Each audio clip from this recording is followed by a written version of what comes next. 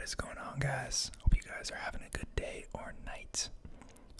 Today we're going to be taking a look at some financial advice on Reddit and kind of evaluating it and seeing what I think.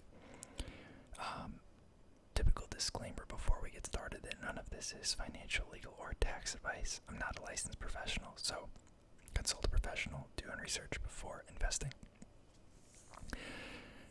One more thing. Some people were talking about Softspoken versus whispered ASMR in the comments.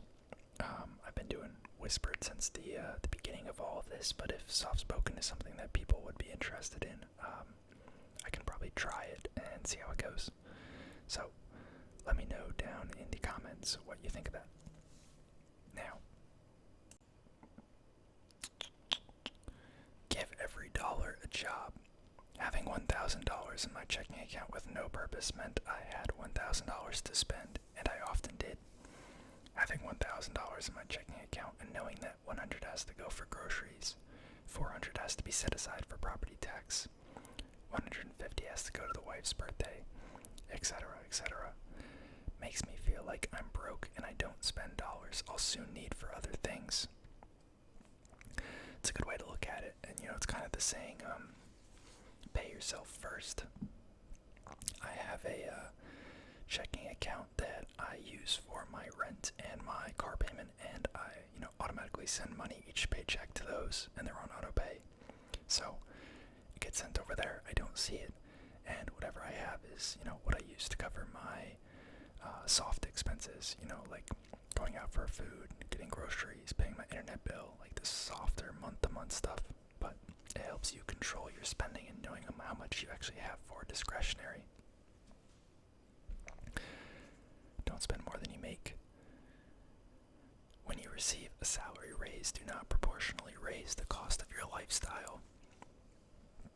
This is also called lifestyle creep. Pretty big problem in the United States, I think. It is the premise that, if you're making 60 grand a year and you're living off of 60 grand a year, maybe you're saving 5K a year, but then you get a 10K raise. People will get a nicer car, get a nicer house, and they will actually increase their spending so that even though they're making more money, they may only still be saving that same 5K a year. So, it's okay to raise the lifestyle a little bit, but don't, eat away the entire raise. Put a little bit more, so maybe save 6K a year in investments and get a slightly nicer car next time you buy a new car, make it a balance. If a penny saved is a penny earned, then making a budget cut is giving yourself a raise. I like that. This is actually my husband's favorite. You may make minimum wage or you may make $1 million, but a pizza still costs $5. Obviously, this is a couple years ago because they aren't $5 anymore unless you go into like Little Caesars. But I do think it's a interesting perspective because it, if you think about it, everyday purchases are rather aggressive. Things cost a lot more proportionally to income for low and middle income earners than high earners. That's why I think it's interesting the states that choose to pursue a high gas tax and a high sales tax instead of, say, income tax. Because that higher gas price and the sales tax really affect the lower and middle income people a lot more. And they probably aren't benefiting a ton from the lack of income tax in the state because they aren't making that much. They wouldn't be taxed that crazy anyways. So my mom always said, money can't buy happiness, but happiness can't buy Jack. That's funny. If you can't buy it twice, don't buy it at all. I do like that too. I mean, I think that for me, the threshold is you have to be able to buy it like 10 times before I'll consider it. But the basic premise is, let's say you have 35 grand and you want to buy a car that costs 26 grand. If you couldn't afford to buy it twice, it's essentially saying that proportional to your net worth or your income, that purchase is too big to be purchased safely, and it's an indicator that you probably shouldn't buy it.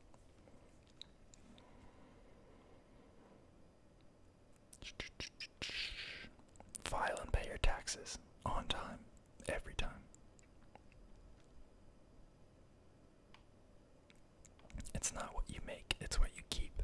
That's huge. Huge. Guy wrote a whole book.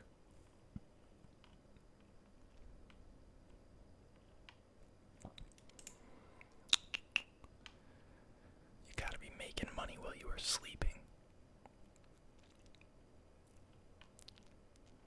Never use a debit card. Always pay your credit cards on time. For people who can responsibly use a credit card, I think they're amazing.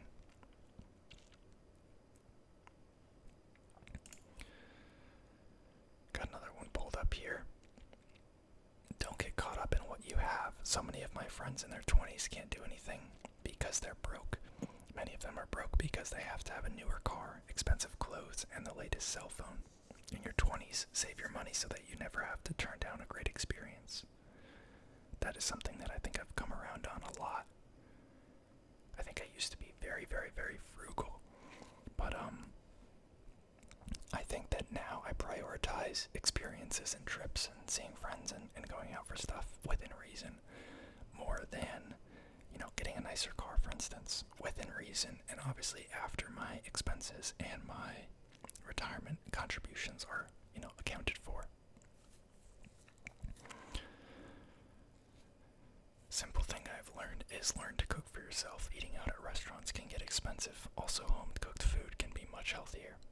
Yeah, I mean, if you're going to like a Chipotle or something, like, eating out won't kill you, but it can really bleed into you when you go to restaurants where you're sitting down, ordering drinks, you're getting appetizers, you're getting an entree, maybe you're getting dessert.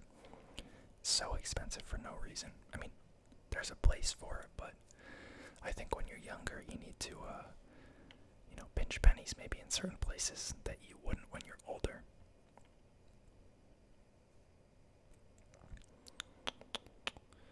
Everything you need to know about a financial planning, courtesy of Scott Adams. I don't know who that is.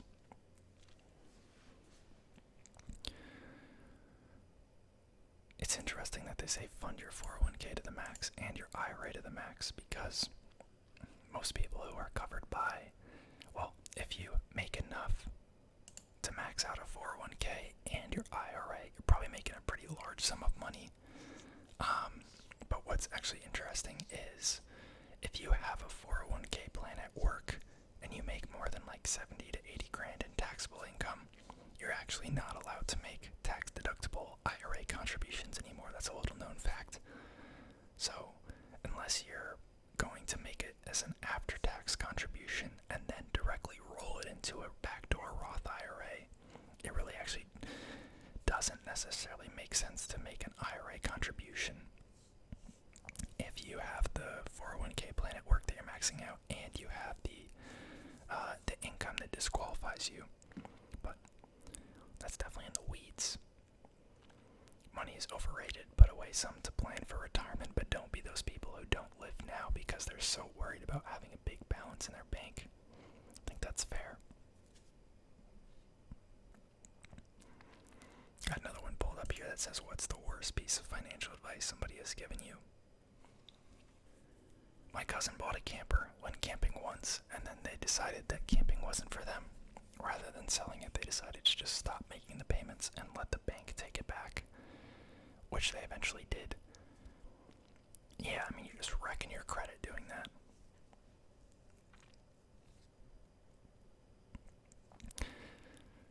This person's parents talked them into buying a brand new Honda Civic when they were making $10 an hour, and then their hours got cut.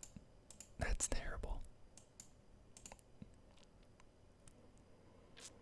My aunt took me to a car dealership, and when I was looking to buy my own first car, I was looking at the clunkers I could afford, but she said I should be looking at the new cars. She said the total price doesn't matter because you make the monthly payments.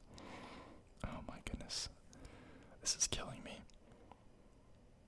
My father-in-law, when I mentioned our retirement plan, I never contribute to my retirement account. Money now is always better than money later. I needed to have a conversation with my husband and how we would not be supporting his mom and dad in their insane spending when they have no retirement plan and make huge financial mistakes on a weekly basis. That's tough.